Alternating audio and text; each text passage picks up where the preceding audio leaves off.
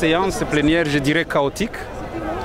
Chaotique parce qu'on ne pouvait pas imaginer qu'un bureau digne de la Chambre haute, comme on l'appelle ainsi, puisse se permettre de tenir une séance plénière pratiquement où tout n'a été que passage en force.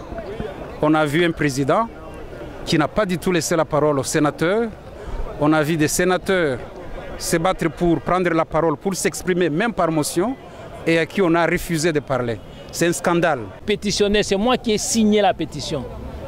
Donc, Tambwe devait me répondre à moi. Il a fui. Mais ce qui est grave, il a manqué du respect au procureur. Le procureur lui fait une requête. Au lieu de constituer une commission pour nous demander de lever l'immunité ou ne pas lever l'immunité, il choisit la plénière pour répondre au procureur. Il a manqué du respect au procureur parce qu'il savait qu'en demandant la levée de son immunité, nous sommes prêts à le faire. Pour la demande de levée de l'immunité, il faut constituer une commission. Et la commission va travailler, va revenir en plénière pour demander à la plénière si l'on peut lever l'immunité ou pas.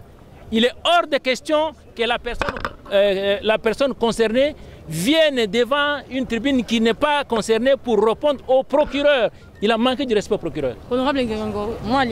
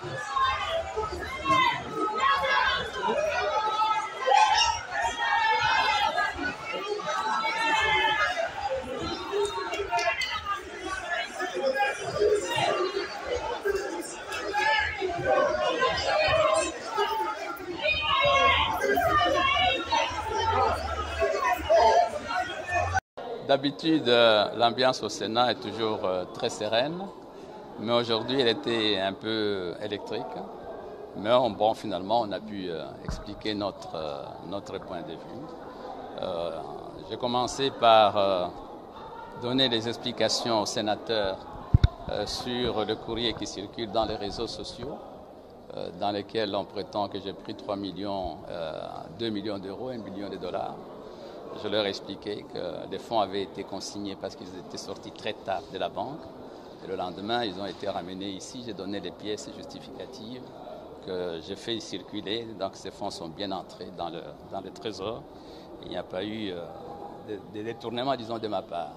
Alors en ce qui concerne la loi, nous avons malheureusement voté en des termes différents avec l'Assemblée nationale.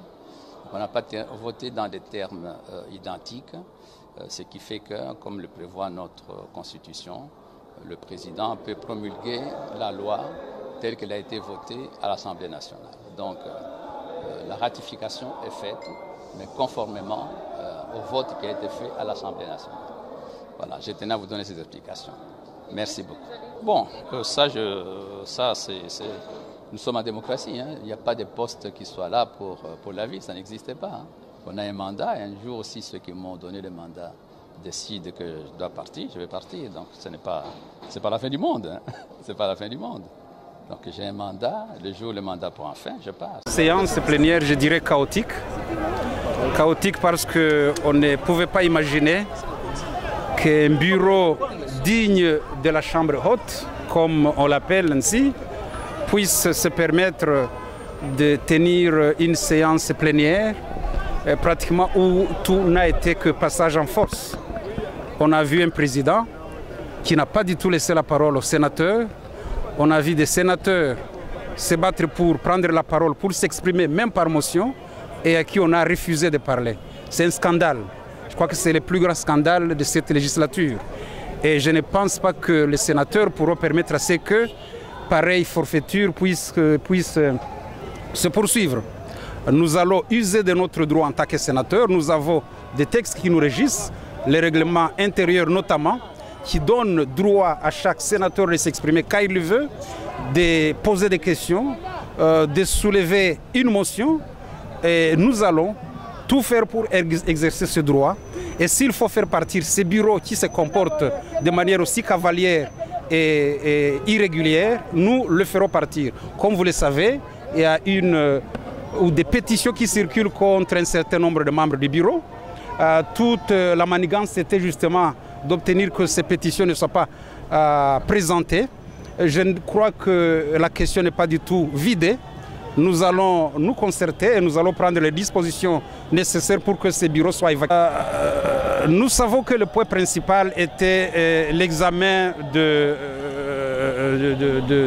la loi de ratification de l'accord de libre-échange, n'est-ce pas? Mais au-delà de cette question, il était de droit pour les sénateurs de pouvoir s'exprimer. Un sénateur a voulu s'exprimer par motion. Malheureusement, on ne lui a pas donné la parole. Il était normal que lorsque un sénateur ou des sénateurs mettent en cause les bureaux, que ces bureaux ne puissent pas se retrouver au podium. Malheureusement, tout cela n'a pas été suivi et je pense que c'est quelque chose qu'on ne pourra pas du tout tolérer. Et vous, en tant que sénateur, que nous appuyons sur l'article 23 de notre règlement intérieur, nous avons constaté qu'il existe des fautes graves sur le président du Sénat et une incompétence caractérisée. Se référant à l'article 28 du règlement intérieur, le président du Sénat devait se déporter. Malheureusement, il a usé par gangstérisme, il a fait un effort de venir continuer à présider la plénière. Cependant, la motion ayant priorité pour toutes les questions, nous avons plusieurs fois sollicité une motion afin de le recadrer. Il a refusé de nous accorder la parole alors que nous sommes au Parlement, là où doit régner la démocratie et les principes du contradictoire. Il a forcé, estimant qu'il veut faire plaisir au chef de l'État pour voter la loi dans l'urgence. Nous nous disons que celui qui a humilié plusieurs fois les chefs de l'État ne peut pas trouver un prétexte aujourd'hui pour se laver. C'est lui qui humilie les chefs de l'État. Nous avons dit que cette loi-là, nous allons la voter. Mais comme elle est rejetée aujourd'hui, nous devons aller en paritaire avec l'Assemblée nationale pour régler certaines questions afin que le chef de l'État signe. Il faut noter cependant que nous avons été payés pour un travail d'un mois. On ne peut pas toucher des émoluments d'un mois de travail pendant un jour. C'est de la tricherie. Nous ne pouvons pas accepter que le président du Sénat nous pousse dans la tricherie. On a été payé pour un mois, on a travaillé pour un mois. La loi, la Constitution prévoit que la session extraordinaire se clôture un mois avant la session ordinaire. C'est le 15 février. Nous avons tout le temps devant nous. La loi devait être promulguée avant le 3 février. Nous pouvons travailler la nuit jusqu'à 2h, 3h, 4h du matin. Nous allons voter la loi. Cette loi-là, nous allons la voter. Mais un réglage avec l'Assemblée nationale, il a fait un faux fuyant. C'est une fuite en avant. Nous allons le rattraper. Pétitionner, c'est moi qui ai signé la pétition. Donc, Tambwe devait me répondre à moi. Il a fui. Mais ce qui est grave, il a manqué du respect au procureur. Le procureur lui fait une requête. Au lieu de constituer une commission pour nous demander de lever l'immunité ou ne pas lever l'immunité, il choisit la plénière pour répondre au procureur. Il a manqué du respect au procureur parce qu'il savait qu'en demandant la levée de son immunité, nous sommes prêts à le faire. Pour la demande de levée de l'immunité, il faut constituer une commission. Et la commission va travailler, va revenir en plénière pour demander à la plénière si l'on peut lever l'immunité ou pas. Il est hors de question que la personne concernée vienne devant une tribune qui n'est pas concernée pour répondre au procureur. Il a manqué du respect au procureur. Honorable Ngengangoro.